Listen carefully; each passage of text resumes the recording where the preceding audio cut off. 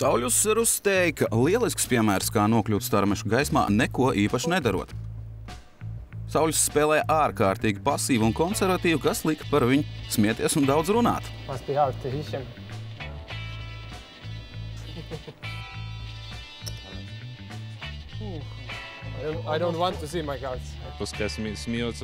Lai jau smējas, saka Sauļus, smējas tas, kas smējas pēdējais, kur ir viņi un kur es. Tā saka lietuvietis, neskatoties citu smiekliem par Sauļus spēli, pirmajā cīņā viņam izdevās pieveikt arī Jānu Kārkliņu. Are you angry for me for some reason? Or? Huh? Calling. We need money. You need more money? Yeah.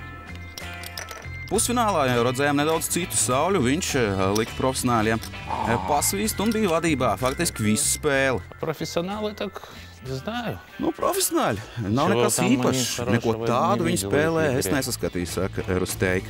Tomēr tas vilkties nevarēja mūžīgi, un Rusteika palika 3. vietā, kas gan garantēja vietu finālā.